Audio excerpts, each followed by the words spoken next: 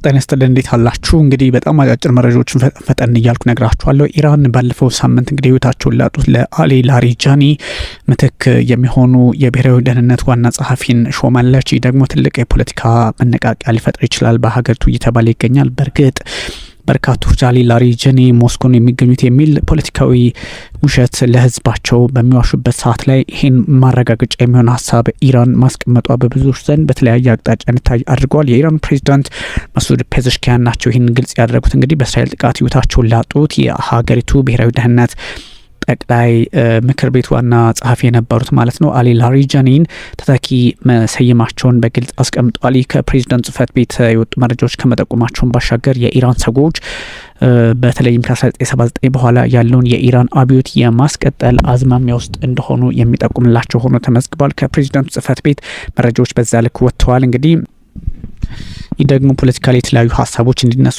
የሚያደርግ ነው። ከዛ ውጭ እንግዲህ የኢራን ፖለቲከኞች ጠንካራ አቋም በጉዳዩ ላይ እንዳላቸውም ለሚያሳይላቸውን የፖለቲካ አካሄድ እንደተከተሉ ይጠቁማል ተብሏል። አሊ ላሪጃኒ በእርግጥም ከአያቶላ አሊ ሀመኒ ቀጥለው ትልቅ ቦታ የነበራቸው ናቸው። እሳቸውን እንግዲህ የሚተኩት ሰው ደግሞ ብርጋዴር ጄኔራል ይፋ ሆነዋል። ባግዜር ሃልጋሃር ይባላሉ ወይም ደግሞ መሐመድ ባኬር ዙልሀገር በሚል ስማቸው ይታወቃል። ከዚህ በፊት በተለያዩ የሀገሪቱ የፖለቲካ እና የወታደራዊ አካሄዶች ውስጥ ወይም ደግሞ አባል በመሆንም ስራ ሰርተዋል። በእንግዲህ በተለያዩ ምክንያቶች የሀገር ውስጥ ጉዳይ ሚኒስቴር የደህንነት ምክትልም ነበሩ። ከዛም በተለያዩ መንግስታዊ መስሪያ ቤቶች ካውንስልስ የሚባሉት ውስጥ ሲኒየር ባለሙያ ሆኖም ሰርተዋል ወይም ደግሞ ባለስልጣንም ሆነው ሰርተዋል። ቀድሞ እንግዲህ የነበሩት አሊ ላሪጃኒ ህይወታቸውን ማጣታቸውን ተከትሎ መሐመድ ባኬር ዙልጋሃር የተሰኙት በኢራን አብዮታዊ ዘብ ውስጥ የብርጋዴር ጀነራልነት ታይትል ነበራቸው። እሳቸው በድጋሚ መጥተዋልና ይሄ በጣም ትልቅ የፖለቲካ መነቃቃት ለኢራን ፖለቲከኞች ይፈጥርላቸዋል ተብሎ ይታሰባል። ግን ኢራን አሁንም በርካታ ስራዎችን መስራት እንዳለባትና ፖለቲካ መንገዷን በተለየ አቅጣጫ ለማየት ፍላጎቱ እንዳለት በተደጋጋሚ እያስቀመጠች ይገኛል። ያም ሆኖ ግን የፖለቲካ መንገዷን በራሷ ሁኔታ ለመግለጽና በራሷ ሁኔታ ለመቆጣጠር የሚያስችላትን እድል የሚፈጥር ምርጫ እንዳደረገች እየተነገረ ይገኛል። ብዙ ሰዎች ከዚህ ከፖለቲካው አንጻር ሊመለከቱት የሚፈልጉት ጉዳይ ሆኖ ቢመዘገብም አንዳንድ ሰዎች ደግሞ ምን አይነት ሁኔታዎች እየተፈጠሩ ነው የሚለውንም ለመገመት አስቸግሯቸዋል። እንግዲህ ኢራን አዲስ መሪ መሾሟ በበርካቶች ዘንድ መነጋገሪያ ሆኗል። ያ ማለት በሀገሪቱ ያለውን የመተካካት ፖለቲካ ያሳያል። ፕሬዚዳንት ዶናልድ ትራምፕ በነገራችን ላይ በዚህ ጉዳይ ላይ ለምንድን ነው ትራምፕ በተደጋጋሚ ጉዳዮች ላይ ወይም ደግሞ ከዚህ ከድርድር አንጻር ሀሳቦች ሲነሱ ተደራድረናል የሚሉት በዛ ላይ እነ መሱድ ፔዘሽኪያንና እና አባስ አራግቺ ለምንድነው አልተደራደርንም የሚሉት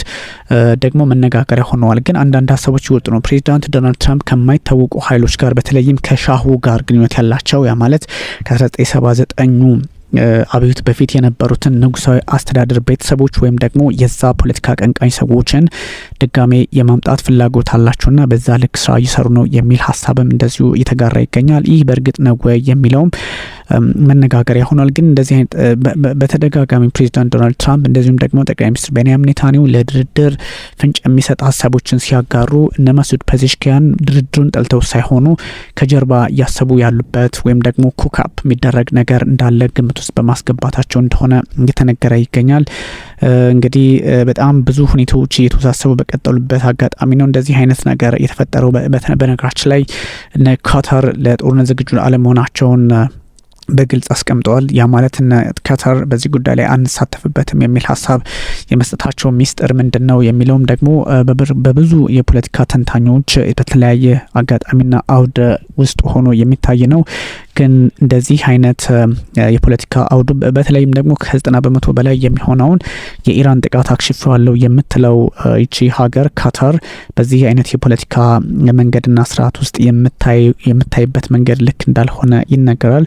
የሂዝቦላ ሰዎችም በጣም በአስቸጋሪ በሆነ ሁኔታ ጥቃት እየተሰነዘሩ ይገኛሉ። እነሱም ጥቃት ይሰነዝራሉ፣ እስራኤልም ጥቃቷን አጠናክራለች። ስለዚህ ሂዝቦላ በሚፈጥረው ችግር ምክንያት የሂዝቦላ እስራኤል በምትፈጽመው ጥቃትና ሂዝቦላ በሚመልሰው ምላሽ አማካኝነት ራሳቸው የሊባኖስ ሰዎች ችግር ውስጥ መግባታቸውን በግልጽ ያስቀምጣሉ። በዛ እንግዲህ ይሄን ግምቱ ስናስገባ ደግሞ የራሷቸው የቤይሩት ባለስልጣናት፣ የሊባኖስ ባለስልጣናት፣ የኢራን ባለስልጣናትና ተወካዮች ሀገራቸውን ለቀው እንዲወጡ እስከ መጠየቅ ደርሰዋል። ይህ ማለት እንግዲህ ብዙ አይነት ችግር አለ። ትራምፕ ኤምስ ቱ ድራይቭ ዌጅ አማንግ ኢራኒያንስ። ያ ማለት እንግዲህ የኢራን ፖለቲከኞች በፕሬዚዳንት ዶናልድ ትራምፕ አይን የሚፈለጉ አሉ፣ የማይፈለጉ አሉ የሚል ሀሳብም እንዳለው ይጠቁማልና ብዙ አይነት አጋጣሚዎች በተለይም ደግሞ የቤይሩት ጉዳይ ትንሽ ተወሳስቦ ቀጥሏል። ባህሬን በነገራችን ላይ ውጥረት ከተቀሰቀሰበት ጊዜ አንስቶ 153 ሚሳይሎችን ኢንተርሰፕት እንዳደረገች ግልጽ አድርጋለች። 301 ሰው አልባ አውሮፕላኖች ወይም ደግሞ ወታደራዊ ድሮኖችን አት ሴም ታይም ኢንተርሴፕት አድርጊያለሁ ብላለች። ይህ ሁሉ በተለያየ አጋጣሚ የሚታይ ነው። እንግዲህ ባንግላዴሽ የነዳጇን ዋጋ 79% ጨምራለች። ይህ እንግዲህ ባንግላዴሽ ሃዝ ኢንክሪዝ ጀት ፊውል ፕራይስ፣ በተለይም የጀት ፊውል ነው ይቅርታ የጀት ነዳጆችን በ79% ጨምራለች፣ በመቶ ማለት ነው። ይሄ ትንሽ አስቸጋሪ ነው። የዩኤስ እስራኤል ኢራን ዋርን ተመልክቶ በተፈጠረው ሁኔታ ነው። ስለዚህ ባንግላዴሽ ኢነርጂ ተቆጣጣሪ ኮሚሽን BRC እንዳስቀመጠው እንግዲህ second this month means aviation fuel price have left by 1% since the start of the war። ያ ማለት እንግዲህ ጦርነቱ ከተቀሰቀሰ አንስቶ የአሁኑ 79 ነው። በጠቅላላው ግን ከዚህ በፊትም የጨመሩት ነበረ 111% ከፍ ማለቱን በግልጽ አስቀምጧል። ከነበረው በሊትር እንደ ዶላር ከ32 ሳንቲም የነበረው ማለት ነው አሁን ወደ 4.99 በጋሎን ሆኗል ማለት ነው። እንግዲህ ይህ ትንሽ አስቸጋሪ። ሳውዲ አረቢያ አሁንም በምስራቃዊ ፕሮቪንሶቿ ወይም ደግሞ ግዛቶቿ ድሮን ማክሸፏን ተናግራለች። ይህ አስቸጋሪ ነው። ሊባኖን ሪኮልስ ኢንቮይ ፍሮም ቴህራን። ይሄ እንትን ነው ትልቅ ሀሳብ ያስነሳ ነው። አፍተር ዲክሌሪንግ ዘ ኢራኒያን አምባሳደር ፐርሰናል ግራንታ ያ ማለት አንድ ባለስልጣን ፐርሰናል ግራታ ሲባል እንግዲህ አንድ ባለስልጣን በሆነ አገር ላይ ጥበቃ አይደረግለትም የሚል ሀሳብ ሲሰጥ ነው። ይሄም ደግሞ በመንግስታቱ ድርጅትም አንድ ሀገር ይሄን የማድረግ መብት አለው ተብሎ ስለሚታሰብ በዛ ልክ ማድረጋለች። ስለዚህ ሊባኖን ሃዝ ኦልሶ ሰማንድ ኢዝ ኢንቫይት ቱ ኢራን ፎር ኮንሰልቴሽን። ኢራን ውስጥ የሚገኘውን እንግዲህ ቃል አቀንተናቸውን ተወካያቸውን ለምክክር ጠርታለች ማለት ነው። ቴህራን ቫዮሌሽን ኦፍ ዲፕሎማቲክ ኖርምስ ኤንድ ኤስታብሊሽድ ፕራክቲስ ቢትዊን ዘ ቱ ካንትሪስ። እንግዲህ ፕራክቲሷ የኢራን ልክ አይደለም፣ ስለዚህ ዲፕሎማሲያዊ ግንኙነቶችን ጫና ውስጥ እያስገባች ነው በሚል ሀሳብ ነው በዚህ ልክ አለመግባባት ውስጥ የገቡት እነዚህ ሀገራት ማለት ነው። ስለዚህ ሄዝቦላ በሚፈጽመው ጥቃትም ጫና የተፈጠረባት ሊባኖስ ከኢራን ጋር ያላትን ግንኙነት በዚህ ልክ ጫና ውስጥ አስገብታለች። ካታርም እንደዚሁ ከኢራን ጋር ያላትን ግንኙነት ጫና ውስጥ አስገብታለች። ዲፕሎማሲያዊ መንገዶችን እስከ ማቋረጥ ደርሰዋል። አረብ ኤሚሬቶችም ሳውዲም። ስለዚህ ምን እየታሰበ ነው የሚለውም ጥያቄ ውስጥ ይገባል። ሄዝቦላ ኤንድ ኢራን should be able to fall back on each other if any ceasefire violated 4 weeks ago። እንግዲህ የአሜሪካና የእስራኤል ጥቃት በኢራን ላይ ሲፈጸም የተፈጠሩ ነገሮች ናቸውና አንዱ ለአንደኛው አብረን እንቆማለን የሚለውም ደግሞ ትንሽ ፖለቲካል እጅግ አስቸጋሪ ሆኗል ማለት ነው። ኢራን ሚሊታሪ ስፖክስፐርሰን say armed force will fight until complete victory። ኢራን እንግዲህ የወታደራዊ ቃል አቀባይ ሀሳብ ሰጥተዋል። ይህ ማለት ነው እንግዲህ የኢራን ኃይሎች እስከ መጨረሻው ድላችን ድረስ ከመጨረሻው ወይም ደግሞ ሙሉ ድል እስከምናገኝ ድረስ እንቀጥላለን የሚል ሀሳብ ነው የሰጡት።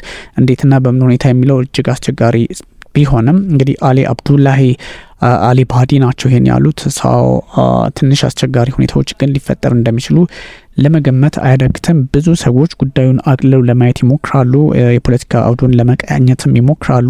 አስቸጋሪ ጊዜያትንም እንደዚሁ በቀላል መንገድ መቋጨት እንደሚችሉ ብዙ ሁኔታዎች እንግዲህ እንትን እያሉ እንደሆነ በግልጽ ተቀምጧል። ስለዚህ በኢስፋሃንና በቴህራን አካባቢ ደግሞ ከባድ ኤክስፕሎሽንስ ተሰምተዋል። ልክ ኢየሩሳሌምና ቴልአቪቭ ላይ እንደተሰማው ማለት ነው። ገልፍ ስቴትስ በተለያየ መንገድ የፖለቲካ ሪዩታቸውን ውጥረት ውስጥ እያስገቡት እንደሚገኙ ግልጽ ሆኗልና በዚህ አጋጣሚ ነው እንግዲህ ኢራን እንግዲህ እንደዚህ አይነት ሂደቶችን በመከተል መካከለኛው ምስራቅ ፖለቲካ እየተወሳሰበ በቀጠለበት ሰዓት አስቸጋሪ ሁኔታዎች እየተፈጠሩባት እንደሆነ የሚነገረውና በጣም በርካታ የዓለማችን መገናኛ ብዙሃን የሚሰጡት ሀሳብም ሆነ አስተያየት በብዙዎች ዘንድ መነጋገሪያ ሆኗል። የረጋ የፖለቲካ ኮንሰፕት እንደሚያስፈልግ ቢነገርም ግን ፕሬዚዳንት ዶናልድ ትራምፕ አሁን ማሸነፍ አለብን ብለው ያስባሉ። ጠቅላይ ሚኒስትር ቤንያሚን ኔታንያሁ እናሸንፋለን ብለው ያስባሉ።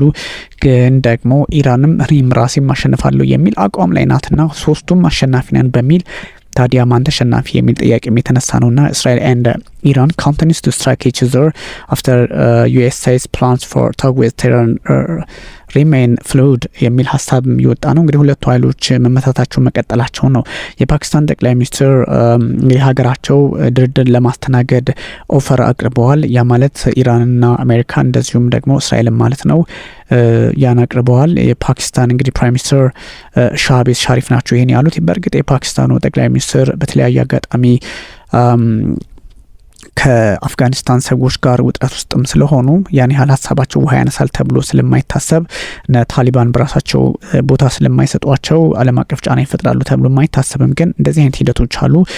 የህንዱ ጠቅላይ ሚኒስትር ደግሞ ናሬንድራ ሞዲም ፎን ኮል ዊዝ ፕሬዚዳንት ዶናልድ ትራምፕ እንግዲህ በጣም ጥሩ ሀሳቦችን ተለዋውጠናል የሚል ሀሳብም አንስተዋልና ዓለም ወደ ፖለቲካዊ መፍትሄ መሄድ አስፈላጊ እንደሆነ እየተረዳች ነው ተብሎ ይታሰባል። እንግዲህ ዩኬ ትሩፕስ ሹት ዳውን 40 drones in Iraq overnight, largest number in recent weeks። ስለዚህ አሁን የዩናይትድ ኪንግደም ኃይሎች በዚህ ልክ መተን ጥለናል፣ እነዚህ 14 ሰው አልባ አውሮፕላኖች መተን ጥለናል በኢራቅ ሲሉ እዚህ ጦርነት ላይ ተቀላቅለናል የሚል ሀሳብ አለውና እጅግ አስቸጋሪ ነው። ዩኬ ፓይለትስ ክሎክ ኢን ኒርሊ 900 hours defending allies in Middle East during Strait። የዩኬ ፓይለትስ 900 ሰዓታት እንግዲህ በመካከለኛው ምስራቅ አጋሮቻቸውን ለመከላከል ስራ ላይ ነበሩ የሚል ሀሳብ ተሰጥቷልና ይሄኛው እንግዲህ የሚያሳየው ነገር ምንድነው? በእርግጥም ቀደም ሲል እንደነገርኳችሁ ጆይን ሊያደርጉት ነው ማለት ነው። እንግዲህ እስራኤል says it will take control of large part of southern Lebanon። እንግዲህ እስራኤል ከዚህ ቀደም አንድ ዓላማ ነበራት፣ ደቡባዊ ሊባኖስን ጨምሮ ብዙ በርካታ የሊባኖስን ክፍሎች እቆጣጠራለሁ እያለች ነበረ። ስለዚህ ከዛ አንጻር ፖለቲካውን ለማስፈጸም በሚመስል መልኩ ደቡባዊ ሊባኖስ ላይ ኢነርጂዋን ኃይሏን አጠናክራ ቀጥላለች። እጅግ አስቸጋሪ ነው። ከዛ እንግዲህ በኢራን በኢስፋሃንና ቴህራን አካባቢ ኤክስፕሎሽን መሰማቱን ቀጥሏል። ኢራን እንግዲህ ላሪጃኒን መተካቷም እንደዚሁ በብዙዎች ዘንድ መነጋገሪያ ሆኗል። ዩናይትድ ኪንግደምና ፈረንሳይ ሆርሙዝ ሰርጥን ሴኪር ለማድረግ የጋራ ጥምረት መፍጠራቸውም ተነግሯል። እነዚህ ጉዳዮች እንግዲህ መነጋገሪያ ከሆኑት መካከል ናቸው። ውድ ተመልካቾቻችን እንግዲህ ሀሳቦችን አለፍ ብዬ ለመናገር ነው። ቴንክ ዩ ቨሪ ማች